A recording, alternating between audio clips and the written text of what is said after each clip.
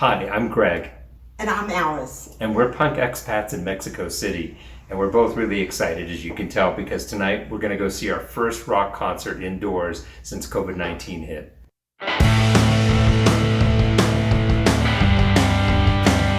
It's a little bit scary because we're going to be in a club around a bunch of people that we don't know, and we don't know if they've been socially distancing. We don't know if they're, if they're sick.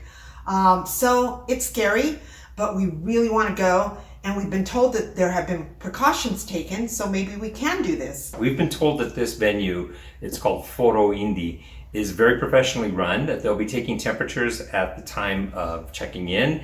You're required to wear a mask indoors at all points unless you're eating or drinking, and you're required to use antibacterial gel. We have been told by a friend of ours that there is a beer garden. It's an indoor-outdoor beer garden where you can go and sit separately and get a little space if you're feeling crowded. But the thing is that we won't really know until we get there. The headliners are Margaritas, Podridas, who are rotten daisies to you who don't speak Spanish, but they have been consistently putting out good records and we're excited to see them. This will be our first time seeing them.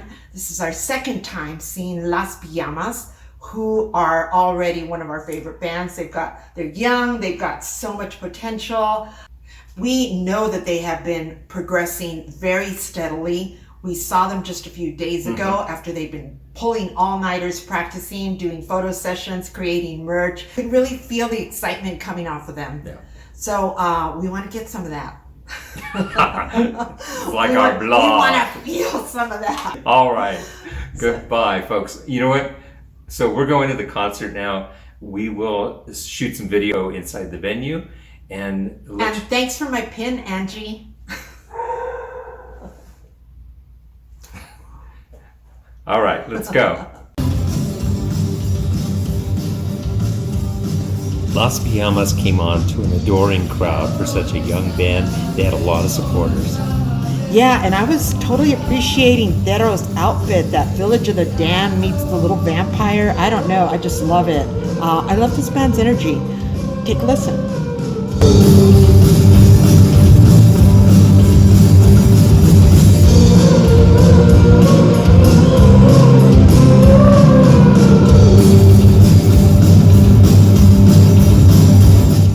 There was a lot of space in the beer garden and some great draft beers on tap. Margaritas Podridas came on strong. You can see the outline of the crowd dancing near the front of the stage. It was pretty congested up at the front, so we decided to hang back where we could watch the band from a safe distance.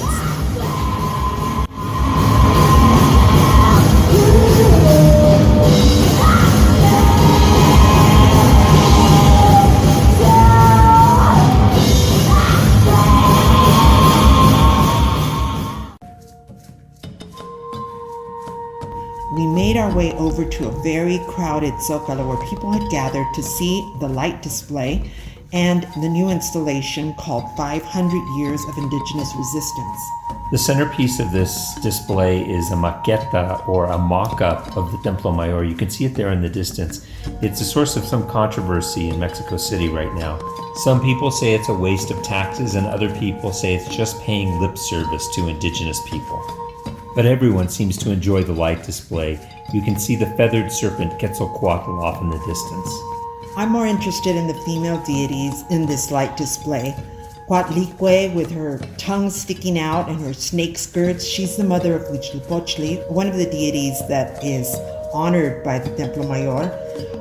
Coatlicue is the mother of Coyolxauhqui, who we also see in the center. This image is a little blurry, so we're going to insert a different image so you can see that Coyolxauhqui, as the daughter of Coatlicue, was dismembered by her brother Huitzilopochtli, who came out as a warrior, destroyed his sister and the 400 Huitznawa because they had attempted to murder their mother when they found out that she was pregnant. Talk about some intense sibling rivalry. The Templo Mayor was the center of the Aztec world, and it was dedicated to the worship of two specific deities. Huitzilopochtli, who is the sun god of war, and his colors are white and red, and Tlaloc, the god of rain, and his colors are white and blue, and you will see those on the Templo Mayor maqueta. The gods of Templo Mayor were thirsty for blood, and that blood came from the subjugated tribes who were conquered by the Mexica and brought to Tenochtitlan as slaves. Those conflicts with neighboring tribes would be fully exploited by the Spaniards when they overthrew Tenochtitlan on August 13, 1521, which is the event that's being commemorated here.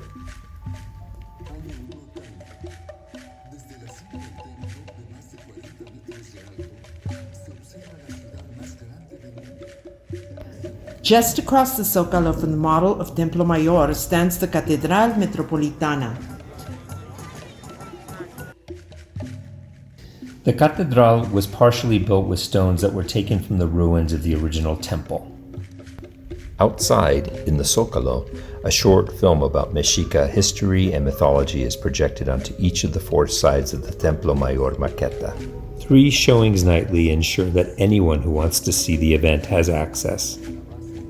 The installation claims to be an acknowledgement of the strength and perseverance of the indigenous peoples of Mexico, and the official title of this piece is 500 Years of Indigenous Resistance. The title is an acknowledgement of the racism, slavery, and religious indoctrination which have had long-lasting effects on the indigenous section of the population. Afterwards, we picked up a late-night snack of elotes and esquites con todo.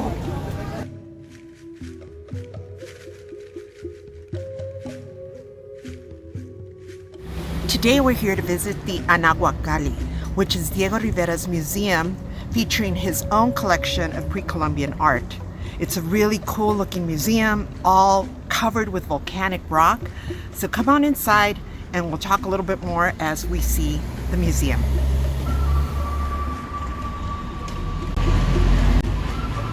The Anahuacalli is an imposing 3-story structure built on top of a hill. It was originally conceived by Diego Rivera to house his magnificent collection of pre-Hispanic art for the benefit of Mexico and the world.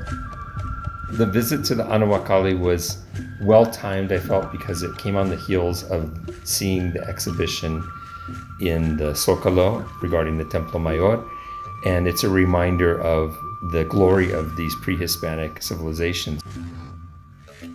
I feel like both the visit to the Anahuacalli and the light show at the maqueta of the Templo Mayor are different ways of trying to honor indigenous culture.